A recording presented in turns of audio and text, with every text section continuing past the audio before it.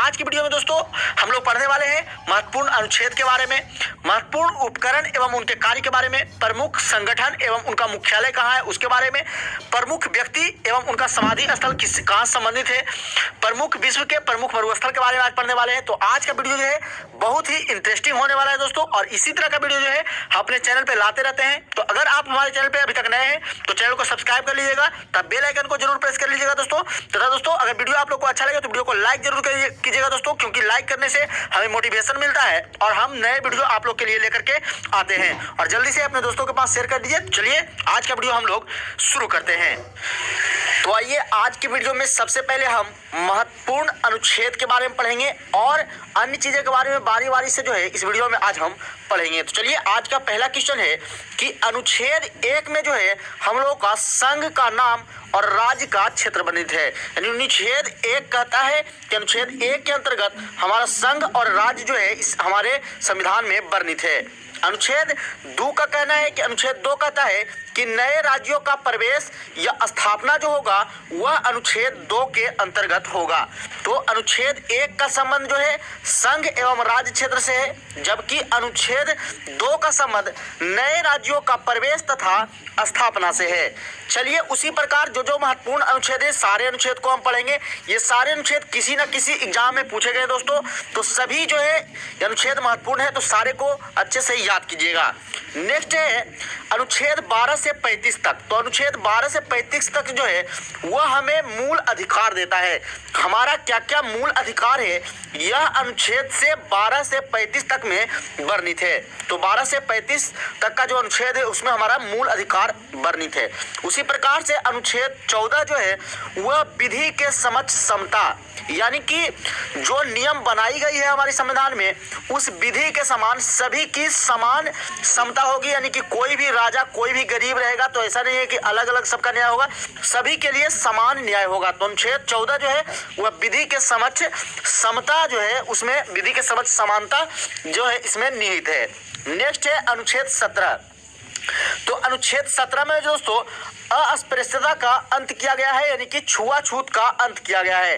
पहले होता था ऐसे कि गरीब लोगों को मंदिर नहीं जाने दिया जाता था, उससे सभी घृणा मानते थे, छुआछूत मानते थे। तो उन सारी चीज़ों का अंत जो है वह अनुच्छेद 17 के अंतर्गत किया गया है। नेक्स्ट है अनुच्छेद 19 के 1 के क। तो अनुच्छेद 19 के 1 का क जो है दोस्तों बहुत ही फेमस है, जानते हैं हम लोग। यह जो है प्रेस की स्वतंत्रता से संबंधित है, यानी कि अनुच्छेद 19 के 1 के क के तहत प्रेस को हमारे संविधान में स्वतंत्रता मिला हुआ है कि किसी से भी वह सवाल पूछ सकता है। नेक्स्ट है अनुच्छेद 21। तो अनुच्छेद 21 जो दोस्तों वह प्राण एवं दैहिक स्वतंत्रता से है। तो अपनी प्राण एवं देह की स्वतंत्रता जो है वह सभी व्यक्तियों को है, तो यह अनुच्छेद 21 में वर्णित है। वहीं अनुच्छेद 23 और 24 ये दोनों अनुच्छेद जो है यह बाल श्रम निषेध से संबंधित है। यानी कि छोटे बच्चे को अगर आप कारखाना में काम करवाते हैं तो ये करवाना कानूनी जुर्म है, और इसका निषेध जो है अनुच्छेद 23 और 24 में किया गया है। चलिए नेक्स्ट है अनुच्छेद 36 से लेकर के 51 तक। तो जिस प्रकार से अनुच्छेद 12 से 35 तक में मूल अधिकार वर्णित है, उसी प्रकार से अनुच्छेद 36 से 51 तक में राज्य के नीति निर्देशक तत्व वर्णित है। तो राज्य के नीति निर्देशक तत्व कितने में है? अनुच्छेद 36 से 51 में। नेक्स्ट है अनुच्छेद 40। तो अनुच्छेद 40 जो है दोस्तों यह ग्राम पंचायतों का गठन से संबंधित है। यानी कि हमारे गांव में जो मुखिया का चुनाव होता है, सरपंच का जो चुनाव होता है, तो ये सारे का जो प्रावधान है वह अनुच्छेद 40 के अंतर्गत किया गया है। चलिए नेक्स्ट देखते हैं। नेक्स्ट है अनुच्छेद 21 का क। तो अनुच्छेद 21 के क में दोस्तों बच्चों के निःशुल्क शिक्षा का जो है प्रावधान वर्णित है। यानी कहा गया है अनुच्छेद 21 के क में कि बच्चे को जो है उसे निःशुल्क शिक्षा देना प्रत्येक परिवार का, प्रत्येक माता पिता का कर्तव्य होगा। नेक्स्ट है अनुच्छेद 51 के क में। तो अनुच्छेद 51 के क में दोस्तों मूल कर्तव्य वर्णित है। तो अनुच्छेद 51 के क किससे संबंधित है? मूल कर्तव्य से। नेक्स्ट है अनुच्छेद 52। तो अनुच्छेद 52 जो है वह भारत का राष्ट्रपति का जो पद है उससे संबंधित है। अनुच्छेद 52 में कहा गया है कि भारत का एक राष्ट्रपति होगा। नेक्स्ट है अनुच्छेद 54। तो अनुच्छेद 52 के तहत राष्ट्रपति का जो है पद बताया गया है कि भारत में एक राष्ट्रपति होगा, और अनुच्छेद 54 में कहा गया है कि राष्ट्रपति का निर्वाचन किस तरह से होगा। तो ये प्रावधान जो है अनुच्छेद 54 में राष्ट्रपति के निर्वाचन संबंधी सारी जानकारियां जो है वह बताई गई है। वहीं अनुच्छेद 61 में राष्ट्रपति पर महाभियोग लाने की प्रक्रिया जो चलाई जाती है उसका जो नियम कानून है वह अनुच्छेद 61 में वर्णित है। तो यहाँ आप देख सकते हैं। नेक्स्ट है अनुच्छेद 72। तो अनुच्छेद 72 में दोस्तों राष्ट्रपति को क्षमादान की शक्ति प्रदान है, यानी कि अगर किसी व्यक्ति को कोई भी जुर्म में अगर उसे सजा हो जाती है, यहाँ तक कि अगर फांसी की भी सजा अगर उसे हो जाती है तो उसे माफ करने की जो शक्ति है वह सिर्फ राष्ट्रपति के पास होता है, और यह शक्ति राष्ट्रपति के वो अनुच्छेद 72 के अंतर्गत मिला हुआ है। तो यहाँ आप देख सकते हैं राष्ट्रपति से यहाँ से 4 अनुच्छेद जो है बहुत ही महत्वपूर्ण है। 5 अनुच्छेद 52 में राष्ट्रपति का पद, 54 में उनके निर्वाचन से संबंधित प्रावधान, 61 में राष्ट्रपति पर महाभियोग लाना, अनुच्छेद 72 में राष्ट्रपति को क्षमादान की शक्ति प्रदान की गई है। उसी प्रकार से अनुच्छेद 75 जो है वह प्रधानमंत्री के नियुक्ति से संबंधित है। तो अनुच्छेद 75 किससे संबंधित है? प्रधानमंत्री के नियुक्ति से। नेक्स्ट है अनुच्छेद 79। तो अनुच्छेद 79 जो है वह संसद के गठन से संबंधित प्रावधान इसमें वर्णित है, यानी अनुच्छेद 79 में बताया गया है कि किस तरह से हमारे संसद का गठन होगा। नेक्स्ट है अनुच्छेद 80 और 81। तो अनुच्छेद 80 और 81 में, तो 80 में है राज्यसभा का गठन तथा 81 में है लोकसभा का गठन। तो आप लोग याद रखिएगा। तो आप लोग जानते हैं कि राज्यसभा जो होता है उच्च सदन होता है, जबकि लोकसभा जो होता है निम्न सदन होता है। तो यानी कि छोटा वाला में बड़ा का वर्णन और बड़ा वाला में छोटा का वर्णन। 80 में राज्यसभा और 81 में लोकसभा। तो अनुच्छेद 80 में राज्यसभा का गठन का वर्णन है और 81 में लोकसभा का वर्णन है। नेक्स्ट है अनुच्छेद 85। तो अनुच्छेद 85 में दोस्तों लोकसभा का विघटन का जो है प्रावधान इसमें बताया गया है कि किस तरह से लोकसभा का विघटन भी हो सकता है। गठन का, लोकसभा के गठन का बात करें तो अनुच्छेद 81, और लोकसभा के विघटन का बात करेगा तो अनुच्छेद 85 के अंतर्गत लोकसभा का विघटन किया जाता है। नेक्स्ट है अनुच्छेद 108। तो अनुच्छेद 108 में दोस्तों संसद का संयुक्त अधिवेशन का वर्णन है। नेक्स्ट है अनुच्छेद 244। तो अनुच्छेद 244 में अनुसूचित जाति और अनुसूचित जनजाति के क्षेत्रों को जो है प्रावधान दिया गया है। तो अनुच्छेद 244 किससे संबंधित है दोस्तों? अनुसूचित और जनजाति क्षेत्रों के क्षेत्र अधिकार से संबंधित है। नेक्स्ट है अनुच्छेद 280। तो अनुच्छेद 280 जो दोस्तों वह वित्त आयोग, यानी कि वित्त वाला जो कार्य होता है, सारा जो भी लाना है बजट वगैरह, इससे संबंधित जो कार्य होता है वो अनुच्छेद 280 में वर्णित है। नेक्स्ट है 324। तो 324 में दोस्तों निर्वाचन आयोग का उल्लेख किया गया है कि भारत में एक निर्वाचन आयोग होगा और उन्हीं के अंतर्गत जो है सारे राष्ट्रपति, प्रधानमंत्री सभी का चुनाव किया जाएगा। तो अनुच्छेद 324 में निर्वाचन आयोग का वर्णन है। नेक्स्ट है अनुच्छेद 330। तो अनुच्छेद 330 में अनुसूचित जाति और अनुसूचित जनजाति के आरक्षण से संबंधित प्रावधान जो है अनुच्छेद 330 में देखने को मिलता है। तो अनुसूचित जाति और अनुसूचित जनजाति को आरक्षण का प्रावधान किस अनुच्छेद के तहत मिला हुआ है? तो अनुच्छेद 330 के तहत। नेक्स्ट है अनुच्छेद 343। तो अनुच्छेद 343 का संबंध संघ की राजभाषा से है। नेक्स्ट है अनुच्छेद 352, और यह बहुत ही इंपॉर्टेंट अनुच्छेद है। अनुच्छेद 352 का संबंध है आपातकाल के प्रावधान से। अगर कोई भी वैसी घटना घटती है हमारे देश में जिससे कि हमारे देश की जो हालत है वो खराब होने लगे तो हमारे देश में आपातकाल का प्रावधान है और आपातकाल लगाया जा सकता है। नेक्स्ट है अनुच्छेद 356, और अनुच्छेद 356 का संबंध राष्ट्रपति शासन का प्रावधान से है। आप देखते हैं कि जब चुनाव होने वाला रहता है तो उसके कुछ दिन पहले ही राष्ट्रपति शासन लागू कर दिया जाता है। तो वह जो राष्ट्रपति शासन लागू किया जाता है उसका प्रावधान जो है अनुच्छेद 356 के अंतर्गत निहित है। तो अनुच्छेद 356 किससे संबंधित है? राष्ट्रपति शासन के प्रावधान से। नेक्स्ट अनुच्छेद 360। तो अनुच्छेद 360 का संबंध वित्तीय संकट के प्रावधान से है, यानी कि जब हमारे देश का में अगर कोई वित्तीय संकट आता है तो इसका प्रावधान अनुच्छेद 360 के अंतर्गत है। नेक्स्ट है अनुच्छेद 368। तो अनुच्छेद 368 का संबंध दोस्तों संविधान संशोधन प्रावधान से है। तो इसमें कहा गया है अनुच्छेद 368 में कि अगर हमारे संविधान में कोई नई नीति जोड़ने की अगर जरूरत पड़े या फिर कोई अगर पुरानी चीज को हटाने की जरूरत पड़े तो संविधान में संशोधन किया जा सकता है, और इसका प्रावधान जो है अनुच्छेद 368 के तहत किया गया है। और अनुच्छेद 370 तो आप लोग जानते ही होंगे, ये बहुत ही चर्चा में रहा है हाल ही में। अनुच्छेद 370 जो है वह जम्मू कश्मीर को विशेष राज्य का दर्जा प्रदान करता था और जिसे कि अब अनुच्छेद 370 को हटा लिया गया है। चलिए नेक्स्ट देखते हैं दोस्तों। अब नेक्स्ट में बताया गया है कि भारतीय संविधान के कुछ प्रमुख भाग हैं, आप लोग सभी भाग के बारे में जानते होंगे, और किस भाग में कितना से कितना अनुच्छेद वर्णित है और वह भाग किस लिए जाना जाता है, उसका कार्य क्या है, उस भाग में कौन से कार्य निहित है, ये सारी चीजें भी आज हम लोग देखते हैं। तो आइए देखते हैं पहले भाग 1 को। तो भाग 1 में दोस्तों अनुच्छेद 1 से 4 तक के वर्णन है। 1 से 4 तक के जो अनुच्छेद है वह भाग 1 में आते हैं और इसमें संघ और राज्य क्षेत्रों के बारे में वर्णन किया गया है। तो भाग 1 में अनुच्छेद 1 से 4 तक आते हैं जिसमें संघ और राज्य क्षेत्रों का वर्णन है। नेक्स्ट है भाग 2। तो भाग 2 में दोस्तों 1 से 4 तक तो इसमें हो गया और भाग 2 में अनुच्छेद 5 से 11 तक है। तो अनुच्छेद 5 से 11 जो है वह भाग 2 में है और इसमें हमारे नागरिकता का प्रावधान है। हम लोग को जो नागरिकता मिला हुआ है, भारत होने का, भारतीय होने का जो नागरिकता मिला हुआ है, तो हमारे नागरिकता का प्रावधान किसमें है दोस्तों? तो अनुच्छेद 5 से 11 के बीच में है और यह भाग 2 के अंतर्गत निहित है। वहीं अगर भाग 3 की बात करें तो भाग 3 में अनुच्छेद 12 से 35, 5 से 11 तक यहाँ हो गया था, तो 12 से 35 तक अनुच्छेद जो है वह भाग 3 में आते हैं और भाग 3 जो है वह हमें मौलिक अधिकार देता है। तो भाग 3 में किसका वर्णन है? मौलिक अधिकार का वर्णन है और भाग 3 में अनुच्छेद 12 से 35 तक जो है निहित है। नेक्स्ट है भाग 4।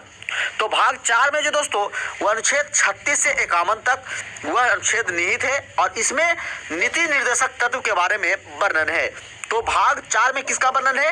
नीति निर्देशक तत्व का और इसमें अनुच्छेद 36 से 51 तक निहित है। नेक्स्ट है भाग 4 के क। भाग 4 का क जो है दोस्तों वह स्पेशल है और यह अनुच्छेद 51 के क के अंतर्गत आता है और इसमें हमारे मूल कर्तव्य का वर्णन है कि हमारे देश के प्रति हमारा क्या मूल कर्तव्य होना चाहिए, क्या क्या जो है हमारे देश के प्रति हमें करना चाहिए।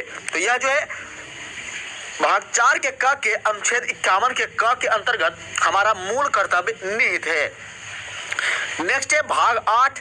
तो भाग 8 जो है दोस्तों वह केंद्र शासित प्रदेशों के प्रशासन के प्रावधान से संबंधित है। भाग 8 के अंतर्गत ही केंद्र शासित प्रदेश में आप लोग जानते हैं कि राष्ट्रपति के द्वारा ही शासन किया जाता है, तो यह जो है भाग 8 में वर्णित है। नेक्स्ट है भाग 15। भाग 15 जो है दोस्तों भाग 15 के अंतर्गत अनुच्छेद 324 से 329 तक के जो अनुच्छेद है वह भाग 15 में निहित है और इसमें निर्वाचन संबंधी जो है प्रावधान बताए गए हैं कि किस तरह से किनका निर्वाचन होगा। तो निर्वाचन संबंधी प्रावधान जो है वह भाग 15 में है और अनुच्छेद 324 से 29 तक इस भाग 15 में निहित है। नेक्स्ट है भाग 17। तो भाग 17 में दोस्तों राजभाषा के बारे में वर्णन है और इसमें अनुच्छेद 343 से 351 तक अनुच्छेद इसमें निहित है। नेक्स्ट है भाग 18। तो भाग 18 में दोस्तों आपात उपबंध जो है इससे संबंधित सारे प्रावधान बताए गए हैं और इसमें अनुच्छेद 352 से 360 तक के अनुच्छेद जो है इसमें निहित है। नेक्स्ट है भाग 20 और भाग 20 जो है उसमें अनुच्छेद 368 जो है भाग 20 के अंतर्गत निहित है और इसमें संविधान संशोधन का प्रावधान बताया गया है कि अगर हमारे संविधान में संशोधन करने की जरूरत हो तो वह भाग 20 के अंतर्गत अनुच्छेद 368 के अंतर्गत किया जाएगा। चलिए आगे देखते हैं दोस्तों। आगे है मौलिक अधिकार एवं उससे संबंधित जो अनुच्छेद है उसके बारे में हम लोग जान लेते हैं, क्योंकि मौलिक अधिकार से जो है बहुत सारे प्रश्न एग्जाम में पूछे जाते हैं। तो हमारे मौलिक अधिकार के अंतर्गत ही आता है समानता का अधिकार। तो समानता का अधिकार जो है दोस्तों वह अनुच्छेद 14 से 18 तक वर्णित है। तो याद रखिएगा कि हमारे संविधान में अनुच्छेद 14 से 18 हम लोग को समानता का अधिकार देता है। वहीं अनुच्छेद 19 से 22 जो अनुच्छेद है वह हमें स्वतंत्रता का अधिकार देता है। तो 14 से 18 हमें समानता का अधिकार देता है, 19 से 22 हमें स्वतंत्रता का अधिकार देता है तथा अनुच्छेद 23 और 24 ये दोनों अनुच्छेद जो है हमें शोषण के विरुद्ध अधिकार देता है। यानी अगर हमारा कोई शोषण कर रहा है तो उसके विरुद्ध हम हाई कोर्ट या सुप्रीम कोर्ट में हम अपील कर सकते हैं। अगर हमारे मौलिक अधिकारों का हनन हो रहा है तो उसके विपक्ष में हम हाई कोर्ट या सुप्रीम कोर्ट जा सकते हैं। तो हमारे शोषण के विरुद्ध अधिकार जो दिया गया है वह अनुच्छेद 23 और 24 में दिया गया है। वहीं हमारे अनुच्छेद 25 से 28 तक में हमारे धार्मिक स्वतंत्रता का अधिकार है। यानी कि अगर हम जिस धर्म को मानना चाहते हैं उस धर्म को मान सकते हैं और हमें किसी भी धर्म को मानने की पूर्ण आज़ादी हमें मिली हुई है और यह आज़ादी हमें अनुच्छेद 25 से 28 तक के जो अनुच्छेद है उसके अंतर्गत मिली हुई है। तो अनुच्छेद 25 से 28 जो है वह धार्मिक स्वतंत्रता का अधिकार देता है। नेक्स्ट है अनुच्छेद 29 और 30। तो ये दोनों अनुच्छेद जो है हमें संस्कृति शिक्षा का अधिकार देता है। तो संस्कृति और शिक्षा का अधिकार किससे मिलता है? अनुच्छेद 29 और 30 से। नेक्स्ट है संवैधानिक उपचारों का अधिकार। तो संवैधानिक उपचारों का अधिकार जो दोस्तों हम लोग को अनुच्छेद 32 से 35 के अंतर्गत मिला हुआ है। तो 32 से 35 तक के जो अनुच्छेद है उसके अंतर्गत हमें संवैधानिक उपचारों का अधिकार मिलता है। चलिए आइए आज नेक्स्ट क्वेश्चन पढ़ते हैं दोस्तों। नेक्स्ट क्वेश्चन है अब है पर्यटन स्थल एवं उनके निर्माणकर्ता एवं उनके वर्ष, यानी कि कौन से पर्यटन स्थल का निर्माण किनके द्वारा करवाया गया और किस वर्ष में जो है उसका निर्माण हुआ है। आइए उनके बारे में पढ़ते हैं। आज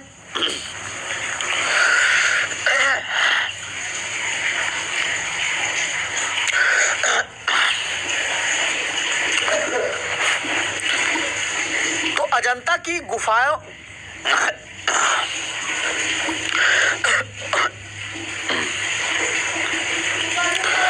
अजंता की गुफा का निर्माण जो है दोस्तों वह गुप्त शासकों के द्वारा करवाया गया है और इसका निर्माण 200 ईसा पूर्व करवाया गया है। तो अजंता की गुफा किसने बनवाया? गुप्त शासकों ने 200 ईसा पूर्व। नेक्स्ट है एलोरा की गुफा। एलोरा की गुफा दोस्तों कई बार एग्जाम में आता है।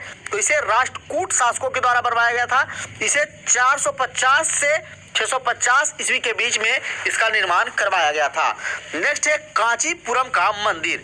तो कांचीपुरम का मंदिर का निर्माण जो है दोस्तों वह पल्लव राजा के द्वारा करवाया गया है और कांचीपुरम मंदिर का निर्माण 6ठी सदी में हुआ है। नेक्स्ट है खजुराहो का मंदिर। खजुराहो के मंदिर का निर्माण चंदेल राजाओं के द्वारा करवाया गया है और इसका निर्माण 950 से 1050 ईस्वी के बीच में करवाया गया है। तो खजुराहो के मंदिर का निर्माण किसने करवाया? चंदेल राजाओं ने 950 से 1050 ईस्वी के बीच में।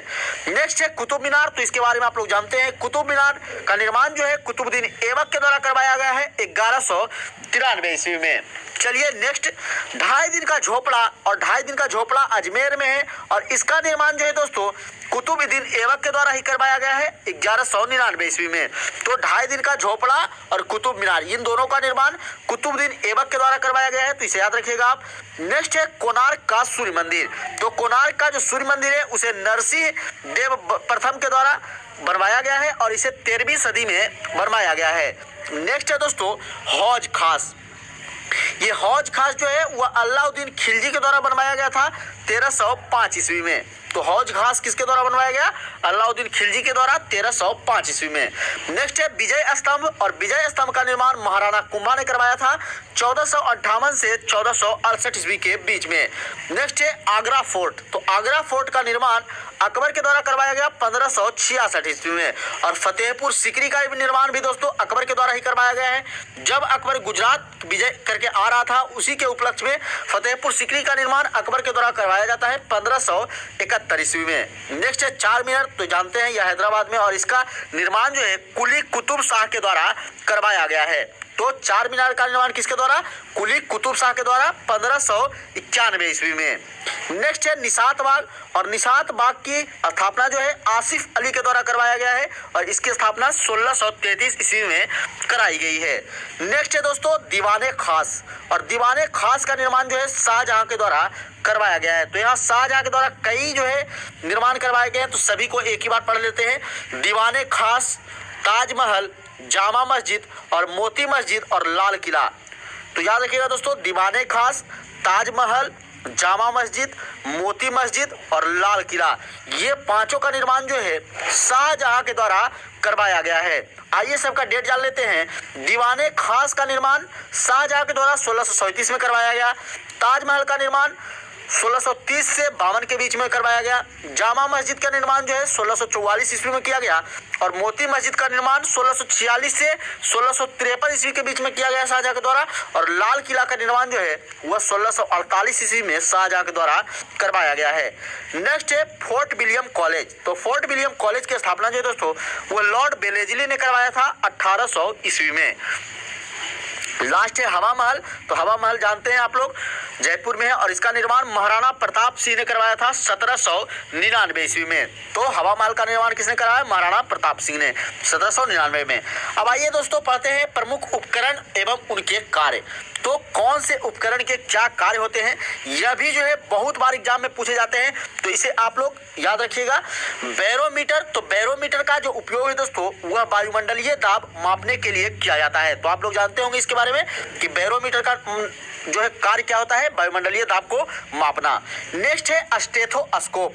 तो स्टेथोस्कोप का जो कार्य है दोस्तों वह हृदय और फेफड़ों की गति को सुनना है। आप लोग देखते हैं इसे आप लोग ठेठ भाषा में हिंदी में आला कहते हैं। डॉक्टर के पास जो एक लगा होता है जिसके द्वारा एक मेरे हार्ट पे रख करके हमारे हृदय और फेफड़े की गति सुनते हैं, वही होता है स्टेथोस्कोप। तो स्टेथोस्कोप के द्वारा हृदय और फेफड़ों की गति को सुना जाता है। नेक्स्ट है कार्डियोग्राम। तो कार्डियोग्राम के द्वारा दोस्तों हृदय की गति की जांच की जाती है। तो हृदय की गति का जांच कौन करता है? कार्डियोग्राम। नेक्स्ट है हाइड्रोमीटर। तो हाइड्रोमीटर के द्वारा द्रव का अपेक्षिक घनत्व मापा जाता है। तो द्रव का अपेक्षिक घनत्व किसके द्वारा मापा जाता है दोस्तों? हाइड्रोमीटर के द्वारा।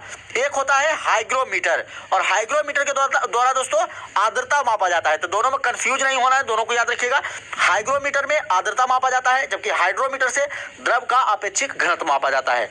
नेक्स्ट है मैनोमीटर। तो मैनोमीटर से पौधों की जड़ों के दाब को मापा जाता है। तो मैनोमीटर से क्या मापा जाता है? पौधों की जड़ों का दाब मापा जाता है। नेक्स्ट है रेन गेज। और रेन गेज से दोस्तों वर्षा का मापन किया जाता है। यह वर्षा मापक यंत्र है। तो वर्षा मापक यंत्र कौन है? रेन गेज है, आप लोग जानते होंगे। नेक्स्ट रिएक्टर स्केल, इसके बारे में तो आप लोग जानते ही हैं। भूकंप की तीव्रता को मापने के लिए रिएक्टर स्केल का प्रयोग किया जाता है।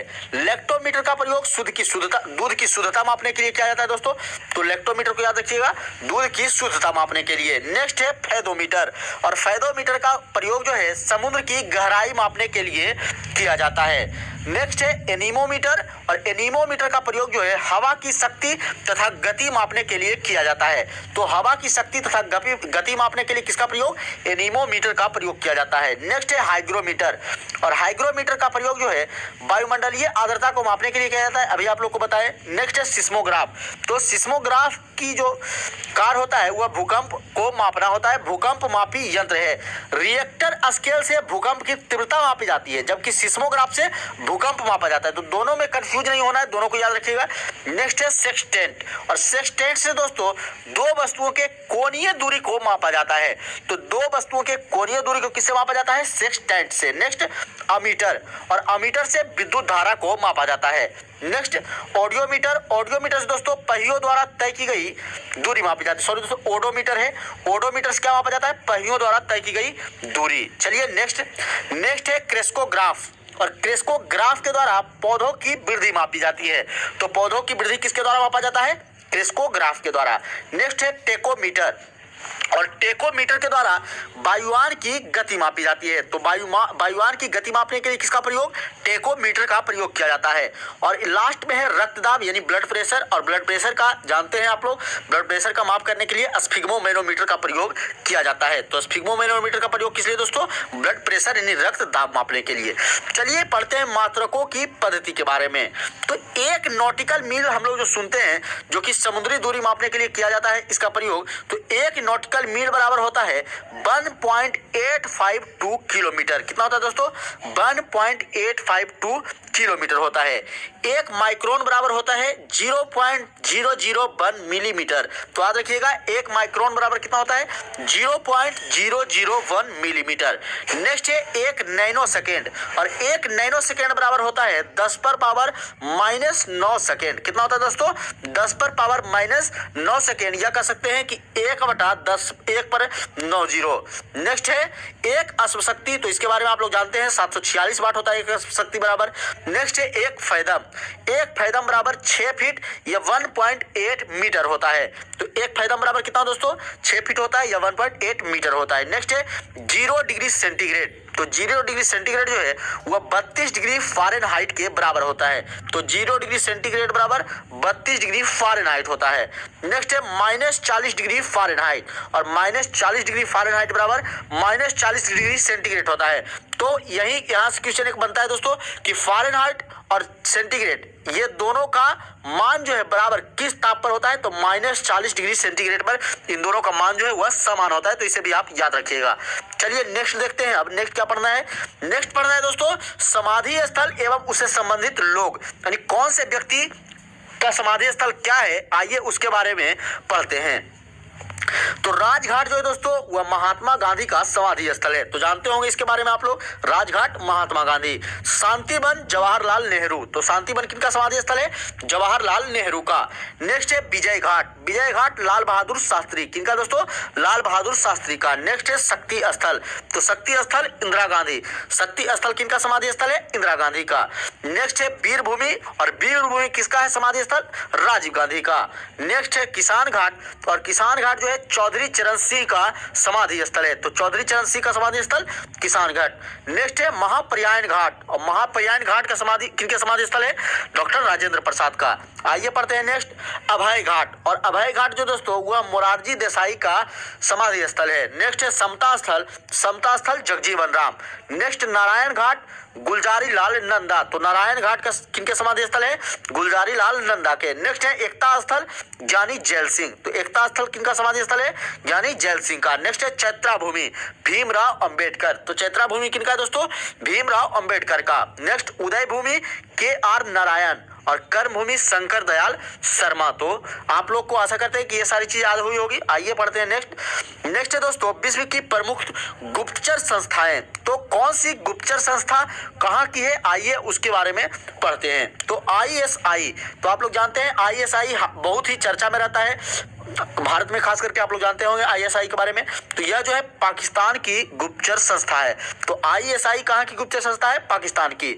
नेक्स्ट CIA या FBI, ये दोनों जो संस्था है वह USA की है। कहाँ की है दोस्तों? USA की। CIA और FBI ये दोनों संस्था USA की है। IB और CBI ये दोनों तो आप लोग जानते हैं भारत का ही संस्था है, गुप्तचर संस्था। नेक्स्ट है नाइचो, तो नाइचो जो है दोस्तों वह जापान की गुप्तचर संस्था है। नेक्स्ट है अल मुखबरात, अल मुखबरात जो है वह इराक की गुप्तचर संस्था है। नेक्स्ट है रा भी भारत की है, आप लोग जानते हैं। तो IB, CBI और रा ये तीनों भारत की गुप्तचर संस्था है। नेक्स्ट है सवाक, सवाक जो है दोस्तों वह ईरान की गुप्तचर संस्था है, तो सवाक कहाँ की है? ईरान की गुप्तचर संस्था है। नेक्स्ट है मोसाद, मोसाद जो है दोस्तों इजराइल का गुप्तचर संस्था है, और यह बहुत ही खतरनाक इसमें कमांडो पाए जाते हैं मोसाद में, तो मोसाद जो है इजराइल की गुप्तचर संस्था है। नेक्स्ट है मुखबरात, तो मुखबरात जो है दोस्तों वह मिस्र का है। एक आया था अल मुखबरात, तो अल मुखबरात जो था वह इराक का था, लेकिन सिर्फ मुखबरात जो है वह मिस्र की गुप्तचर संस्था है। नेक्स्ट है KGB और GRU, तो KGB और GRU ये जो दोनों संस्था है ये रूस की गुप्तचर संस्था है। तो आशा करते हैं कि ये भी आप लोग को याद हो गया होगा। नेक्स्ट प्रमुख चिन्ह एवं उनके प्रतीक के बारे में पढ़ते हैं। आइए देखते हैं। रेड क्रॉस जो है वह डॉक्टरी सहायता से संबंधित है, तो रेड क्रॉस का जो लगा होता है चिन्ह वह डॉक्टरी सहायता से संबंधित है। नेक्स्ट है लाल त्रिकोण, तो लाल त्रिकोण वह परिवार नियोजन का जो है चिन्ह दर्शाता है, परिवार नियोजन को लाल त्रिकोण के द्वारा दर्शाया जाता है। संधि या समर्पण अगर कोई करता है तो सफेद झंडा दिखलाता है, तो संधि या समर्पण का प्रतीक है सफेद झंडा। वही क्रांति या खतरा का सूचक है लाल झंडा, तो अगर किसी को क्रांति करना हो या कोई खतरा में हो तो लाल झंडा वह दिखाता है।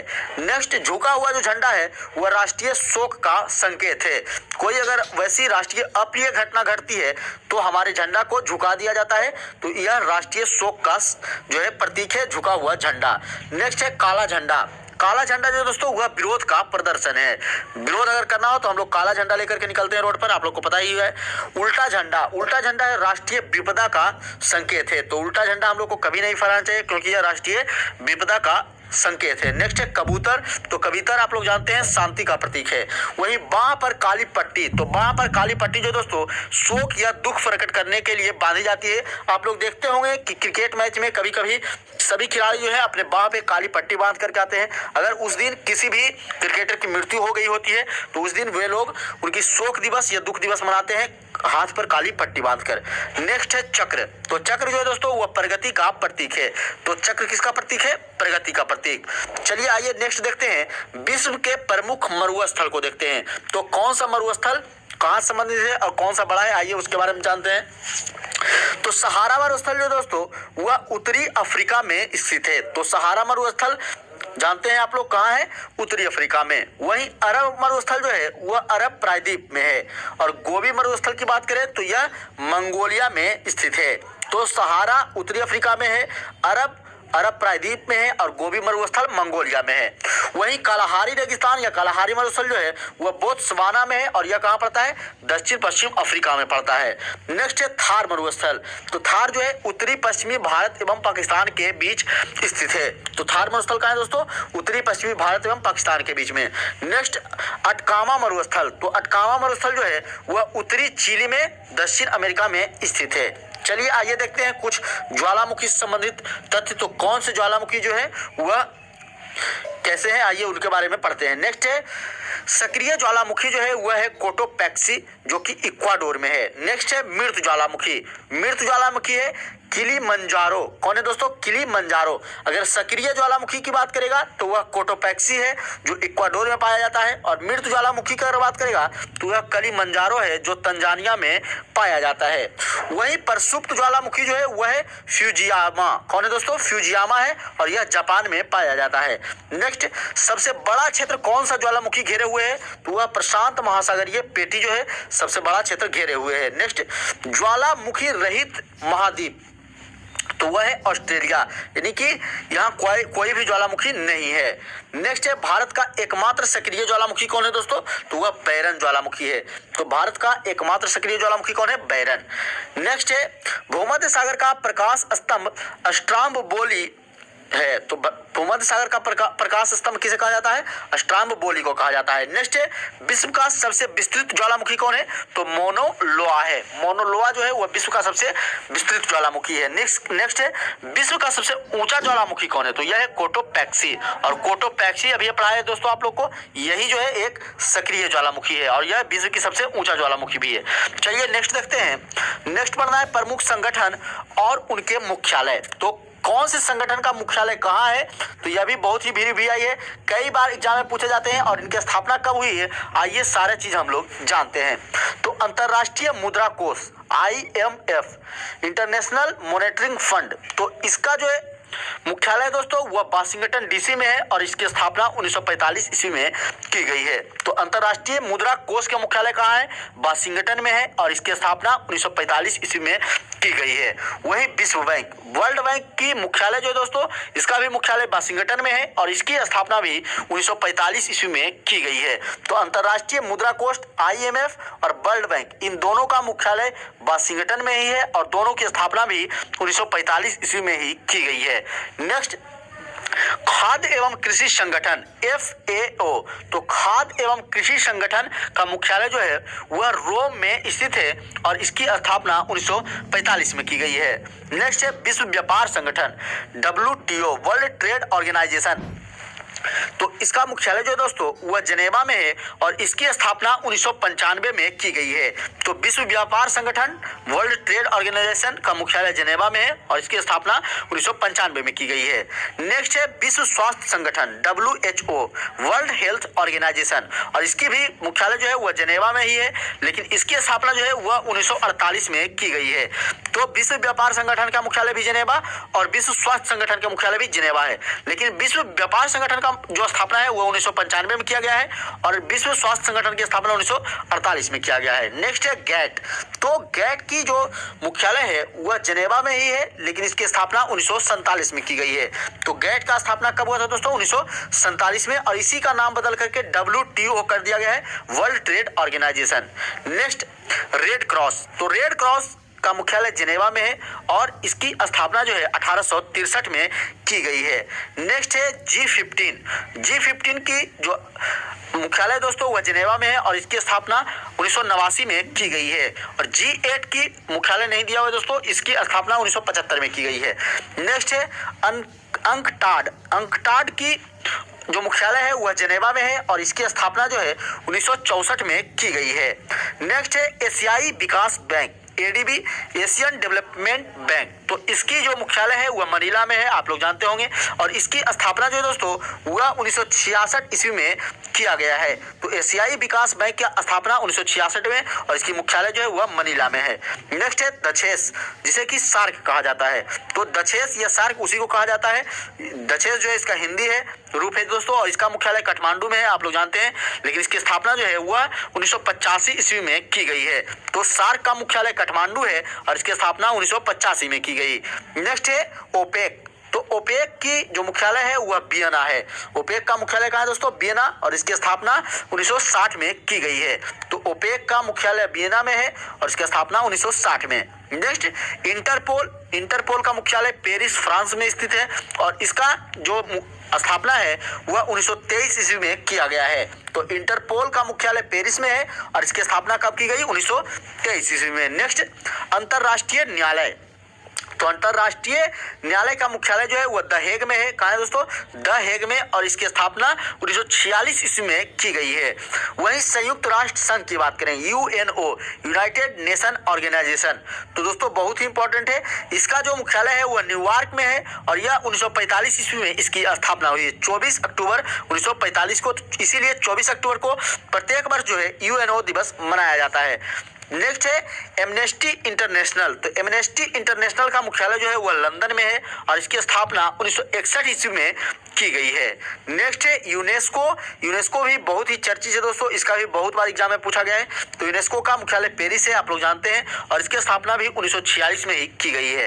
नेक्स्ट है यूनिसेफ, यह भी बहुत इंपॉर्टेंट है। ये सारा इंपॉर्टेंट है दोस्तों, यहाँ से UN हो गया, यूनेस्को हो गया, यूनिसेफ हो गया, इसरो हो गया, सारा इंपॉर्टेंट है, तो सारों को आप लोग याद रखिएगा। नेक्स्ट है यूनिसेफ। तो यूनिसेफ का मुख्यालय न्यूयॉर्क में है और इसकी स्थापना भी 1946 में की गई। नेक्स्ट है इसरो। इसरो जो है वह इसका जो मुख्यालय है वह पेरिस में है और इसकी स्थापना 1964 ईस्वी में की गई है। आइए नेक्स्ट है आसियान। तो आसियान की जो मुख्यालय है वह जकार्ता में है और इसकी स्थापना 1967 ईस्वी में किया गया है। तो आसियान का मुख्यालय कहाँ है दोस्तों? जकार्ता में, और इसकी स्थापना 1967 में की गई। नेक्स्ट है नाटो। नाटो का मुख्यालय ब्रुसेल्स में है और इसकी स्थापना 1949 में की गई। तो नाटो का मुख्यालय कहाँ है दोस्तों? ब्रुसेल्स, स्थापना 1949 में। नेक्स्ट राष्ट्रमंडल यानी कि कॉमनवेल्थ। तो राष्ट्रमंडल का मुख्यालय लंदन में है और इसकी स्थापना 1926 में की गई। नेक्स्ट है अरब लीग। तो अरब लीग का मुख्यालय जो है काहिरा में है और इसकी स्थापना 1945 में की गई। तो अरब लीग का मुख्यालय कहाँ है? काहिरा, स्थापना 1945। चलिए आइए नेक्स्ट देखते हैं। नेक्स्ट है दोस्तों भारत के प्रमुख शोध संस्थान। तो आइए भारत के कुछ प्रमुख शोध संस्थान है उसके बारे में पढ़ लेते हैं। कुछ इस प्रकार है। केंद्रीय औषधि अनुसंधान संस्थान कहाँ है? लखनऊ में है। तो केंद्रीय औषधि अनुसंधान संस्थान कहाँ है दोस्तों? लखनऊ में। नेक्स्ट है औद्योगिक विष अनुसंधान केंद्र। तो औद्योगिक विष अनुसंधान केंद्र भी लखनऊ में ही स्थित है।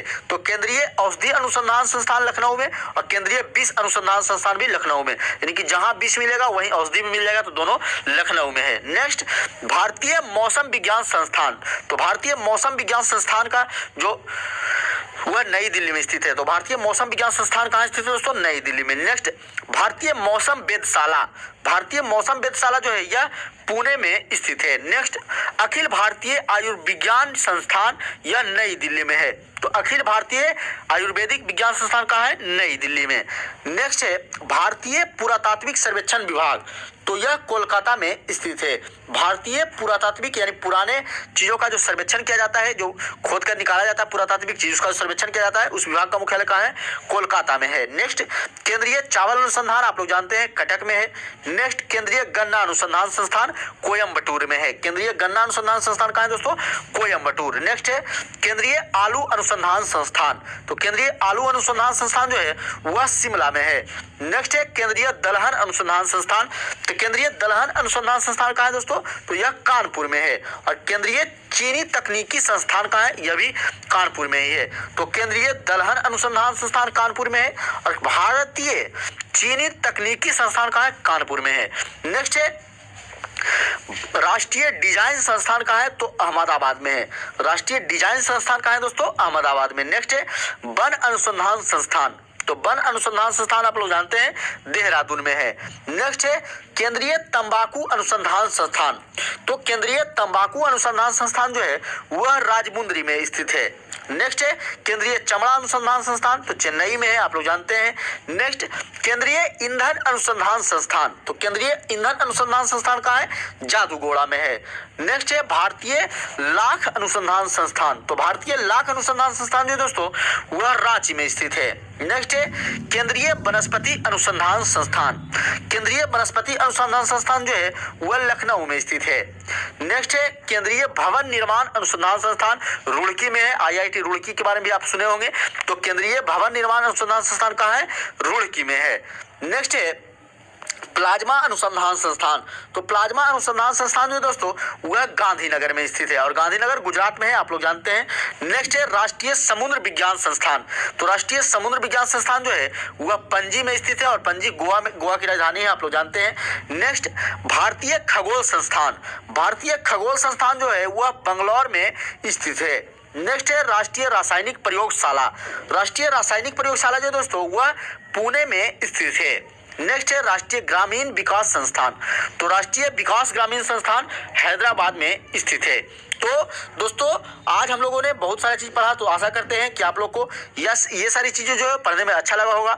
अगर आप लोग को वीडियो अच्छा लगता है तो प्लीज़ वीडियो को लाइक कीजिएगा, चैनल पे अभी तक नए हैं तो चैनल को सब्सक्राइब कर लीजिएगा, तो ज़्यादा से ज़्यादा दोस्तों के पास शेयर कीजिएगा दोस्तों। और इसी तरह के वीडियो जो है अपने चैनल पर लाते रहते हैं, तो अपने दोस्तों को शेयर कीजिएगा और चैनल को सब्सक्राइब कर लीजिएगा। चलिए दोस्तों आज की वीडियो में इतना ही, फिर मिलते हैं अगले वीडियो में, तब तक के लिए जय हिंद।